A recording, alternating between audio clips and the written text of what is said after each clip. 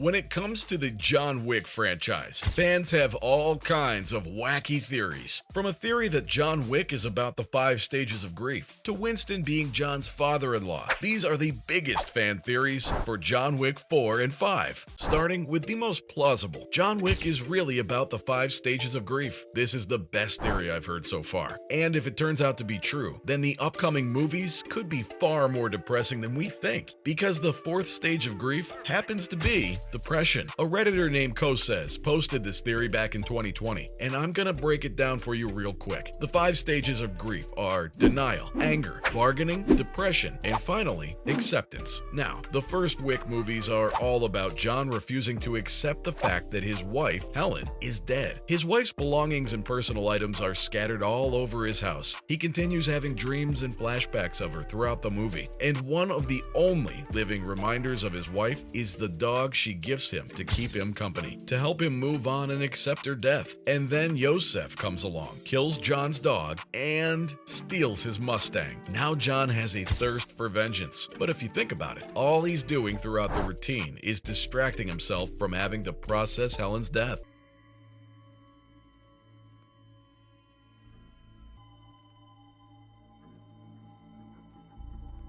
In the end, John finally finds Yosef, kills him, and then does the same to his dad, Vigo. John's actions alert Santino, a high-ranking member of the High Table, and he arrives at his house to cash in his debt marker. John refuses, and Santino responds by blowing up his house, setting up the next stage of grief, anger. The second movie is all about John's anger and rage. He honors his debt marker and kills Santino's sister, but he does it out of rage, and not out of a sense of duty or responsibility.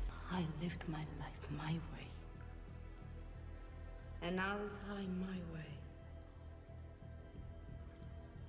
John kills Santino on continental grounds, which leads to his excommunication from the High Table. It's easy to say that he's just a badass who'd had enough of Santino's crap, but honestly, his anger got the better of him, and he made a mistake that he had to pay for in the third movie. Which brings me to the third stage, bargaining. The entire third movie is just him bargaining with people to have his excommunicado status lifted. He bargains for safe passage with the Rusko-Roma crime syndicate. He bargains with Sofia in Morocco to help him get to Barada, her ex-boss. He bargains with Barada. He bargains with the Elder in the desert. He keeps bargaining until the end. Hell, even Winston bargains with the High Table's adjudicator at one point, which finally brings us to the 4th stage, and therefore the 4th movie, depression. Here, John's suffering will likely be amped up, whether it's physical suffering, emotional, spiritual, or all of the above. Chapter 4 will be John's rock bottom. Get down! Get down!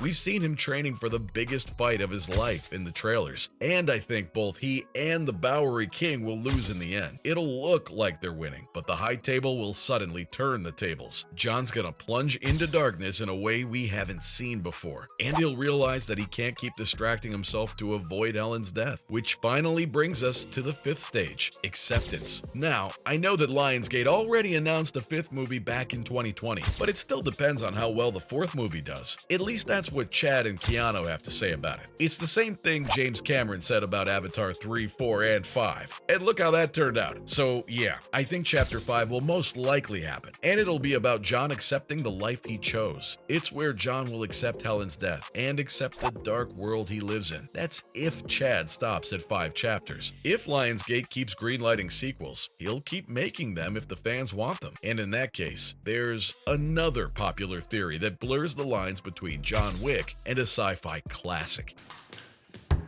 Winston!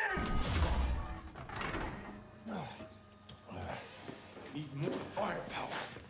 What if John Wick is just a more grounded reincarnation of Neo from The Matrix? I know, sounds ridiculous, but there's evidence that supports this theory. Both franchises take inspiration from biblical and Greek figures. For example, Charon, the Continental's concierge, is named after the Greek spirit who carries newly deceased souls to the underworld. And in The Matrix, Morpheus is named after the Greek god of sleep and dreams. But let's check out the movies for more concrete evidence. In The Matrix, a higher higher power can pause situations or programs whenever they want. And in John Wick 2, Winston pauses hundreds of people walking around Central Park, proving just how powerful he is, but also kinda letting slip that he might be in control of more than we know.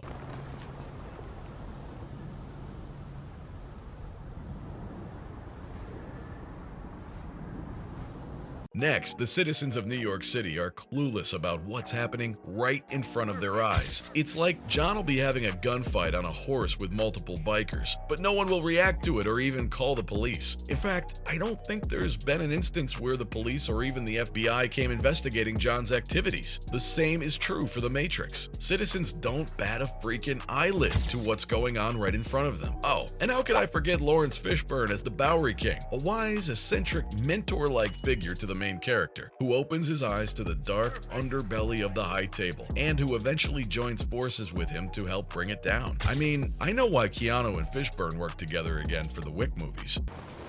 I've always been under the impression that contracts and executing them was optional. I have no problem with John Wick.